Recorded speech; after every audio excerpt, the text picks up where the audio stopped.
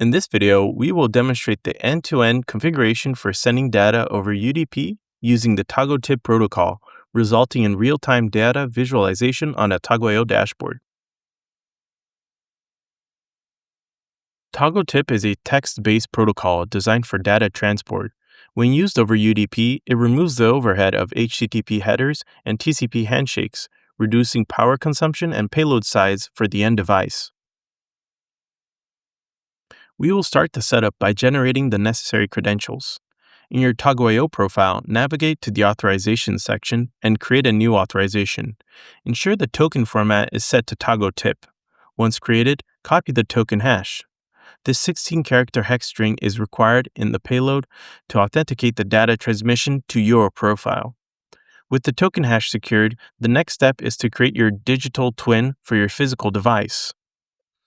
Go to the Devices section and click Add Device. Search for the TagoTiP network and select the UDP connector. During setup, enter a unique serial number. For this tutorial, we will be using 12341234. This serial number links your incoming UDP packets to the specific device. Now that the device is registered, we need to identify the correct regional endpoint. You must target the endpoint depending on the server you created your account on.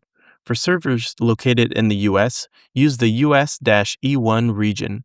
For servers in Europe, use EU-W1. The destination port for all the TagoTiP UDP traffic is 5683. Before sending the command, let's enable the Live Inspector to watch the data arrive in real time. Navigate to your TagoIO device and open the Live Inspector tab. Click Inspect. By enabling this now, we can verify that the TagoIO server receives and parses our data the moment we execute our command in the terminal. With the inspector running, we are now ready to use Netcat to send the payload. This exact string structure is what your IoT device will send to TagoIO. We will now send a pipe-delimited payload containing the push action, your token hash, your device serial number, and your data.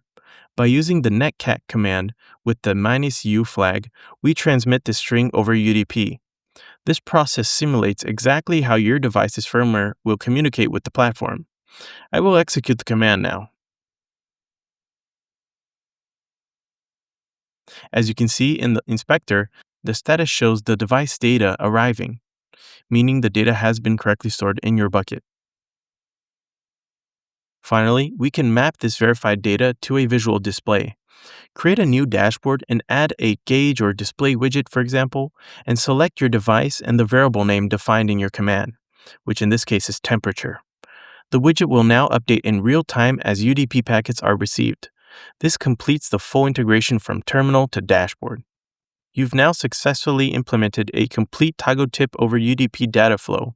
From here, you can utilize analysis to run complex logic on your incoming data, set up actions to trigger alerts, or build advanced dashboards to share your insights with users.